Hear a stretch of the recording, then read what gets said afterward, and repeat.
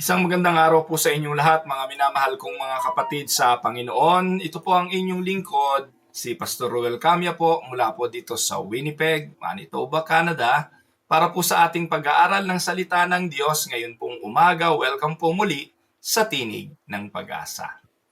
Kahapon mga kapatid, nagpasimula po tayo sa atin pong series at ito po ay about the Ten Commandments.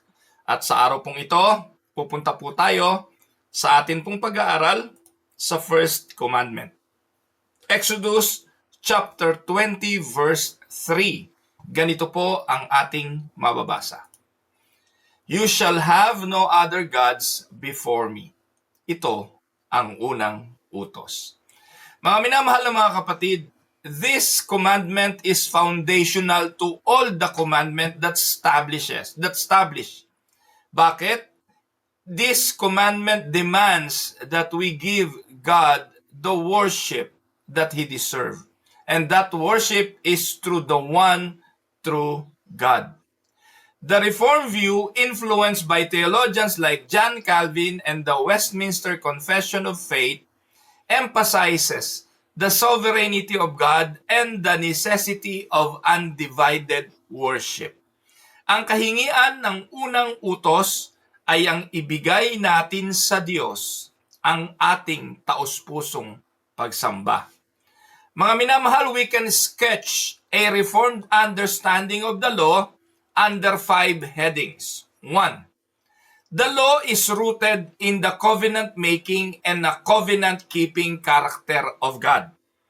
Ang batas ay nag-ugat sa covenant-making and covenant-keeping character of God. Ibig pong sabihin, it is prefaced by the words, I am the Lord your God in Exodus 20 verse 2. It is a summons to reflect His moral glory. Second, the law was given in the context of God's redeeming grace. Anong ibig sabihin? Exodus 20 verse 2, ang sabi ng Diyos, I am the Lord your God who brought you out of Egypt, out of the land of slavery. Ipinapakita po ng unang utos na ang Diyos ang siyang tumutubos. Siya ang tagapag-dispense ng biyaya at nagbibigay ng kaligtasan sa bawat isa. He who brought you out of Egypt ay palatandaan na ang Diyos ang siyang nagpapalaya. Pangatlo, the negative form in which most of the commandments come is designed for the safety of the immature sinners. Mukhang bawat utos ay negatibo ang dating dahil ito'y isang pag-uutos, subalit kung ating titingnan, ang pag-uutos na ito'y para sa proteksyon ng mga batang mananampalataya. Like for instance, kung tayo po'y magulang, hindi naman natin papayagan yung ating mga anak na kumuha ng kutsilyo na matalas at paglaruan ng kutsilyong ito. So basically, bilang magulang, ang sasabihin natin, huwag mong hahawakan iyan. Huwag mong kukunin iyan. So it seems like a very negative command, pero kung titingnan natin, it is and it was for the protection of God's children. Don't do that or don't touch that. So those are important command for the younger people, for the young person.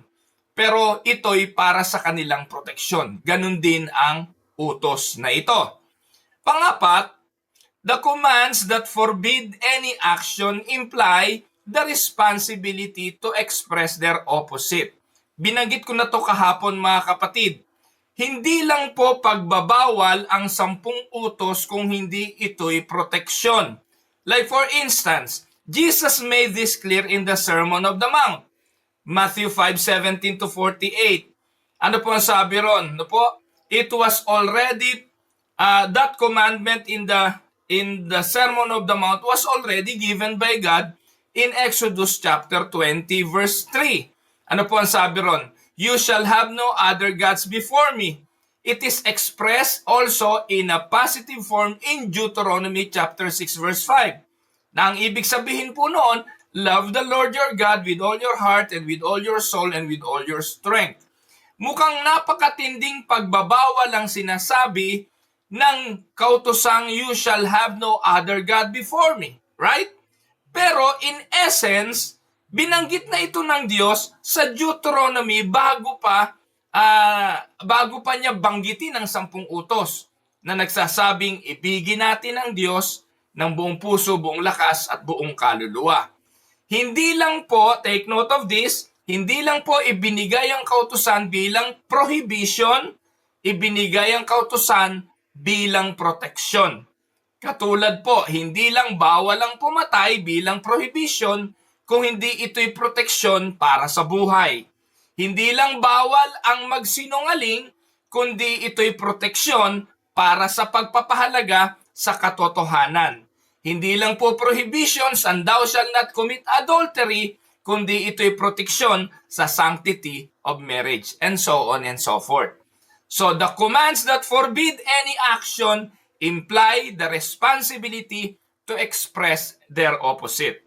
Panlima, the more we appreciate how wonderful the grace of God is, the more we will embrace the all-demanding nature of His law. Meaning, the stronger the indicative, the more demanding the imperative it can bear. Amen? Now, let us go to the meaning of the first commandment. Ano bang kahulugan ng unang utos? Una, the first commandment calls for one exclusive worship. Ang sabi po ng kautusan, you shall have no other gods before me. That is the first commandment. Meaning, it is a call for exclusive worship. Walang ibang dapat sambahin. God alone is to be worshipped. Second, ito'y rejection din ng idolatry na mababasa po natin na ipinagbabawal ng Diyos. Ang sabi ng Deuteronomy 6:4-5, Hear, O Israel, the Lord our God, the Lord is one. Love the Lord your God with all your heart, with all your soul, and with all your strength. That is also a challenge to reject all idolatry. Third, the heart and mind devotion. That is the call of the first commandment, to devote our heart and our mind to God. Worship must not be external only, but must come from love, faith, and obedience. Hindi po dapat iniraraos lang ang pagsamba. Hindi lang palibasa nagsabi ng hallelujah, amen, glory to God ay pagsamba na. It should be the devotion of the heart and the mind. Dito madalas nasusumpungan tayong nagbubulaan sa Diyos Lundagan tayo ng lundagan, iyakan tayo ng iyakan, taas ang kamay natin, tulo sipon at uhog kapag nasa gitna ng pagsamba. Pero paglabas, para na rin parang hindi mga Kristiyano. So ano pong ibig sabihin nun? Kasinungalingan yon. The first commandment is a call to exclusive worship, rejection of idolatry, and the truthfulness and the devotion of heart and mind to God. Hindi dapat panlabas lang. Kahit gaano mukhang banal na banal ka sa iyong bihis, sa iyong arte, sa iyong ginagawa sa pananambahan, pero yung daily life mo naman ay parang walang pagbabago, isa lang ibig sabihin nun. Hindi yun totoo. Kaya ano sabi ng Matthew 22:37, Jesus replied, Love the Lord your God with all your heart and with all your soul and with all your mind. Exodus 20 verse 3, ang linaw-linaw naman, ano po ang sabi? You shall have no other gods before me. It is not only the first, but the greatest commandment. You shall have no other gods before me. All the others follow from it. Without conformity to this commandment, obedience to the other 9 is impossible. Amen po ba mga kapatid? Pag hindi natin totoong ginagawa ang bagay na ito, yung siyam na kautusan o anumang uri pa ng kautusan ay magiging walang kabuluhan kung hindi natin ginagawa ang unang utos na ito. Ang sabi, you shall have no other gods before me. But di po ba sabi ni Jesus, the greatest commandment was to love the Lord with all your heart, with all your mind, and with all your strength? Yes. But as Deuteronomy chapter 5 and 6 suggest, those words are simply the positive exposition of Exodus chapter 20 verse 3. Po, di ba? Sabi ng Panginoon, sa ang greatest commandment, Mark 12:30. Bakit sinasabi mo, Pastor Ruel, na Exodus 20 verse 3 ang greatest commandment? Mga kapatid, huwag niyo pong kakalimutan, yun pong Mark 12:30 kung saan sinabi ng Diyos na to love the Lord with all your heart, with all your soul, and with all your mind and strength, ay ito po'y outward positive exposition lamang ng Exodus 20 verse 3 na nagsasabing, you shall have no other gods before me. Kasi pwede nating ibigay sa ibang Diyos yung ating pag-ibig with our heart, with our soul, with our mind, and with our strength. And in reality, tanggapin nyo o hindi, ibinibigay ng tao ang kanilang love with all their heart, with all their soul, with all their mind, and with all their strength sa pera, sa mahal sa buhay, sa kayamanan ng sanlibutan, o ano pa mang mga bagay na siyang nagsisilbi nilang Diyos. Kaya sabi ng Diyos, Exodus 20 verse 3, ito ang foundation ng lahat. You shall have no other gods before me. Malinaw, mga kapatid? Now, the Reformed perspective of this commandment, importante ito. Kaya yung mga ayaw na ayaw doon sa terminong Reformed theology, Reformed perspective, bahala ho kayo. Importante po kasi ang Reformed theology ang nagtalaga at nagbigay ng malinaw na panuntunan paano natin pangahawakan ang mga salita ng Panginoon. So ito po'y sinasangguni natin. Hindi ko po alam kung saan, ano ang panuntunan ng inyong simbahan, ano ang sinusunod ninyong kredo o ano ang pinaniniwalaan nyo. Pero napakahalaga na merong foundational truth ang isang simbahan. At ang tinig ng pag-asa, katulad ng lagi inyong naririnig, nakasalig po tayo sa Reformed perspective. Now, this is also the guiding principle of our teachings dito po sa TNP. Ano po ang Reformed perspective on the first commandment? 1. God's sovereignty and exclusive worship. The Reformed traditions affirm that God alone is the self-existent creator and Lord over all things. Can we say amen? Walang ibang Diyos. Ang Diyos na ito, walang lumikha, self-existent. He created everything according to His will and according to His purpose, and He is the Lord over all things. Isaiah chapter 45, 5 and 6, ano ang sabi? I am the Lord and there is no other. Apart from me, there is no God. I will strengthen you, though you have not acknowledged me, so that from the rising of the sun to the place of its setting, people may know there is none besides me. I am the Lord and there is no other. And this is the continuing, ongoing theme of the scripture. Iisa lang ang Diyos at ang Diyos na ito ang siyang lumikha ng lahat ng bagay. So worshiping any other God is rebellion against God's supreme authority. Idolatry is not only bowing to physical idols, but also placing anything above God like wealth, power, pleasure, or human wisdom. Anything na ipapalit natin sa Diyos, anything na bibigyan natin ng pagpapahalaga higit kaysa sa Diyos, ang tawag doon ay idol. Amen? Pakinggan niyo po ito, mga kapatid. Our idols do not need to be forged from earrings to constitute a spiritual danger to us. Hindi kailangang hubugin, pormahin ang isang bagay para maging idol. Hindi kailangan gumawa ng imahe para maging idol. Tandaan ninyo, they appear whenever we exchange the glory of the immortal God for anything in the created order. Hindi kailangan gumawa ng imahe at ipatong sa altar para maging idol. Hindi kailangan gumawa ng inukit at gawing kwintas o hikaw para maging idol. Anuman, anything we exchange for the glory of the immortal God, lumilikha po tayo ng idol sa buhay natin. Amen mga kapatid. Romans 1:23, ano sabi? And exchange the glory of the immortal God for images made to look like a mortal human being and birds, animals, and reptiles. Idolatry ang tawag doon.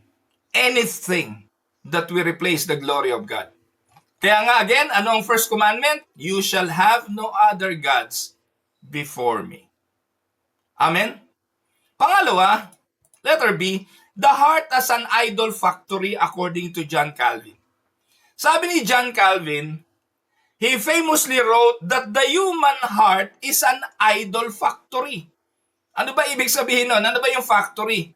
Yung factory continuously created things or gumagawa ng anumang mga bagay. Ganon din daw ang ating puso, continuously creating things to replace God. And idolatry happens when, one, when we trust in something other than God for security. Kapatid, kumusta? Saan nakasalig ang seguridad mo? Sa kayamanan mo, sa insurance mo, sa kapangyarihan mo, sa posisyon mo, sa trabaho mo, sa asawa mo, sa anything na mahalaga sa'yo. Nandun ba security mo? Pinapalitan natin ang Diyos ng ating buong pagtitiwala at buong pananampalataya sa mga bagay na nililikha natin na kinakapitan ng ating seguridad. And take note, idolatry happens when we put our trust more than anything than God. And idolatry happens when we love anything more than God. Like pleasure, like career, like relationships. Wala namang makakasagot niyan kundi tayo eh. Wala namang makakasagot niyan kundi ikaw, kapatid. Sinong pinakamahalaga sa iyo? Sino yung pinakasentro ng buhay mo? Sino yung nasusunod sa iyong mga pagpapasya? Anong mga hindi nagpapatulog sa iyo sa gabi? At anong nagbibigay sa iyo ng lakas para bumangon? Diyos ba? O anumang bagay? Kung anumang mga bagay ito, yun ang mahalaga sa iyo. And most of the time, doon natin isinasalig ang ating seguridad. And take note, idolatry happens when we obey anything more than God's will. Sino bang nasusunod sa buhay mo? Cultural trends? Kung ano uso? Human traditions? O yung sinabi lang ng tradisyon? O salita mismo ng Diyos sa kanyang banal na kasulatan? Doon lang po alam natin kung sino ang una Sa mga bagay na yan, alam natin kung sinong prioridad. At sa mga bagay na yan, masasagot natin kung tayo lumilikha ng idol sa buhay natin at masasagot natin kung ang Diyos ba ang prioridad. Now, sagutin natin, nagagawa ba natin at nasusunod ang first commandment?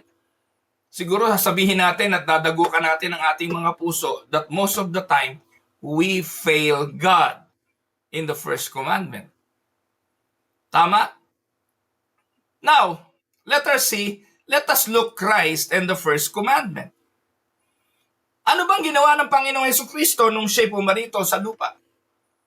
Ang unang ginawa ng Panginoong Hesukristo, He perfectly obeyed the first commandment. Paano? Naalala niyo po ba mga kapatid, bago pumasok ang Panginoong Hesukristo sa ministeryo, siya po'y dinala ng Holy Spirit sa ilang to be tempted by the enemy. And the enemy, Satan, tempted Jesus in the wilderness. But Jesus perfectly obeyed this command. Ano po sabi ng Diyos? Yung pangatlo, lumuhod ka lang sa akin, bibigay ko sa iyo lahat ito. Make me God by kneeling down in front of me. By kneeling down, I will give you everything. But Jesus did not succumb to this temptation. Jesus perfectly obeyed this command. Matthew 4:10, Jesus said to him, "Away from me, Satan, for it is written, worship the Lord your God and serve Him only." And that is the first commandment. There will be no other God before Him. And worship must only be given to that one true God. Though through Christ we are called to return to pure worship. Just like what Christ did, we are being encouraged to give our pure devotion, to give our only commitment and faithfulness to the one true God. He deserves our worship. John 4:24, "For now on, you will worship the Lord in spirit and in truth." Most of the time, wala naman tayong issue sa pagsamba sa Diyos sa Espiritu. Nawa-worship natin ang Diyos kahit saan. Ang problema natin minsan, yung truth. Nagsasamba tayo o sumasamba tayo sa Diyos sa kasinungalingan. Sumasamba tayo sa Diyos sa walang katotohanan. But that is the challenge of true worship. We will worship God in spirit and in truth. Only in Christ can we truly keep this command as He purifies our hearts and leads us to true devotion. In reality, hindi nga natin kaya to eh. Sa tulong lang ng Panginoong Hesukristo, magagawa natin ang sambahin ng Diyos ng buong puso, buong lakas, buong kaluluwa. Amen, mga kapatid. Now, let us go to the practical application. The practical application of the first commandment is by living the first commandment. Ipamuhay ang first commandment. How do we obey this commandment in daily life? Ayan, practical. Paano natin magagawa na sundin ang unang utos in our daily lives? 1. Worship God alone. Prioritize worship. Prioritize prayer and obedience to God in all aspects of life. Mga kapatid, hindi ko naman pwede kayong hatulan sa mga pagpapasya. Hindi naman natin hinahatulan ang bawat isa. Wala naman pwedeng humatol sa atin kundi Diyos at ang ating sariling mga espiritu. Kumusta ka? Do you worship God alone? Is worshiping God a priority? Does prayer always in the first list of our priority every day? Does obedience to God in all aspects of our lives a priority? How do we obey this commandment? 1. Worship God alone. 2. Guard against idolatry. Magbantay tayo sa anumang mga bagay na aagaw ng debosyon na yun sa Diyos. Regularly, examine natin ang ating mga puso for misplaced trust or love. Baka mas nasusunod na natin ang tao kaysa sa Diyos. Baka nasusunod na natin ang tradisyon kaysa sa Diyos. Baka nasusunod na natin yung mga bagong trend kaysa sa Diyos o yung mga bagong uso kaysa sa Diyos. Let us guard our heart against idolatry. 3. Find satisfaction in God. Psalm 16 verse 11, "Delight in God as your greatest treasure." Magalak tayo sa Diyos. Doon natin hanapin sa Diyos ang kagalakan ng ating mga puso. Hanapin natin sa Kanya ang makapagpapaligaya sa atin. Tandaan ninyo, napakaraming mga bagay sa mundong ito ang nag-aalok ng pansamantala lamang na ligaya. Wala ka namang matatagpo ang satisfaction. Yung pong tumama ng 80 million sa loto, tataya pa yun uli kasi gusto nyo pang madagdagan yung 80 million. Kailan matatapos ang kailan maaabot ang satisfaction? Hindi nakakapagbibigay ng satisfaction ng salapi, mga kapatid. The more you have, the more you will hunger for more. Kailan mo sasabihin, tama na, ayoko na, napakarami ko ng salapi. Tama na, sobrang dami na nitong kayamanan ko. Walang ganon. Sapagkat kung ano ang kinahuhumalingan ng puso mo, the more na hahabulin at hahabulin mo ito. Kaya ang hamon sa atin, mga kapatid, sa Diyos tayo mag-concentrate, sa Diyos tayo maglaan ng ating puso't lakas, sundin natin ang unang utos and find satisfaction in God. Delight in God as your greatest treasure. Ano sabi ng Biblia? Makamit man ng tao ang lahat ng yaman ng sanlibutang ito. What shall profit a man if he gain the whole world but loses his soul? Tandaan, mga kapatid, we can do a practical application of this command by 1, worshiping God alone, by guarding our heart against idolatry, and find satisfaction in God. At pang-apat, defend biblical truth. Manindigan tayo laban sa mga maling katuruan, ideologies na siyang nagwawasak sa mga kautusan ng Diyos. Napakarami po ngayon mga bulaang guro, hindi na raw dapat sinusunod ng 10 utos, hindi daw po dapat natin itong itinuturo pa kasi ito'y paso na. Yan po ang mga utak ng mga hyper grace na puro biyaya, puro biyaya, puro biyaya. Pero tandaan na ang biyaya ng kaligtasan ng Diyos hindi pases para gumawa ng masama. Hindi pases para sawayin ang ating Diyos. Bagkus binigyan tayo ng biyaya, hindi naman dapat maging pases para bigyang layaw ang laman. Pinalaya tayo para maging masunurin sa Diyos. And take note, yung bansang Israel, pinalaya ng Diyos sa pagkaalipin sa Ehipto pagkatapos binigyan ng 10 utos. Kaya kung ikay Kristiyano na kapatid, malaya ka na, pinalaya ka na sa kasalanan, pero ibinigay sa iyo ang moralo, ang 10 utos na to, na siyang magiging panuntunan mo sa paglakad sa katotohanan sa Diyos.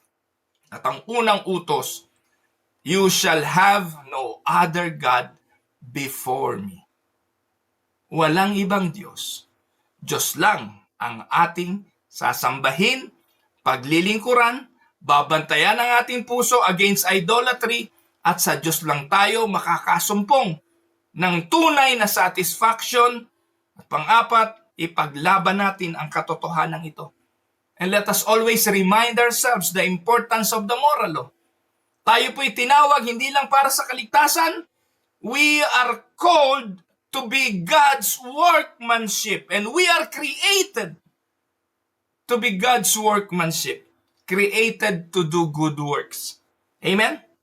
And by being obedient to the law, hindi para maligtas, kundi palatandaan ng pagiging ligtas. Here are some reflection questions. 1. What are some functional gods that can compete for your heart's affections? Ano ang mga functional gods ng buhay mo? Pera? Career? Tao? Latest trend? O anumang mga bagay na nakikipagkumpetensya sa Diyos sa buhay mo? Tawag doon ay functional gods. Second, how does knowing God's exclusive claim on your worship shape your priorities? Third, what practices help you to keep God at the center of your life? Fourth, in what ways has Christ fulfilled the first commandment on your behalf? And the last, how can the first commandment shape your response to modern idolatry like entertainment, technology, and fame? And to conclude our study for today, the first commandment is foundational to our faith because it establishes God as the only rightful object of our worship. In the Reformed tradition, this commandment is understood not just as a rule, but as a call to total devotion to God in all areas of life. By God's grace through Christ, we can obey this commandment and live in true worship of Him alone. Amen? Pagpalain po kayo ng Panginoon mga kapatid, ipagpaumanhin po ninyo. At ang inyo pong lingkod, kailangan ko pong umalis agad. Yun pong aking panganay na anak na si Yenyen ay mag-a-undergo po ngayon ng surgery. Can you include him also in your prayer? Sasamahan ko po siya sa kanyang surgery ngayon sa hospital. At isama niyo po sa prayer. Ano po? Yung gallbladder. Tatanggalin po yung kanyang gallbladder. So pray for my son. And pagpalain po kayo ng Panginoon. Hindi ko na po mababate ang bawat isa sa inyo. So, thank you for watching. Marami pong nanood sa atin ngayon. So, take note. I-review ko po ito bukas. Pagpasensyahan nyo na po. Pero bago natin ituloy yung second commandment, I will again do a review of the first para maging malinaw. So subaybayan niyo po ang atin pong pag-aaral. At again, I encourage you to follow Tinig ng Pag-asa YouTube channel. At kung pinagpala po kayo, share niyo po ang mga mensahe ng Tinig ng Pag-asa sa inyong Facebook. Pagpalain kayo ng Panginoon, to ang inyong lingkod, si Pastor Roel Camia para po sa Tinig ng Pag-asa. God bless everyone.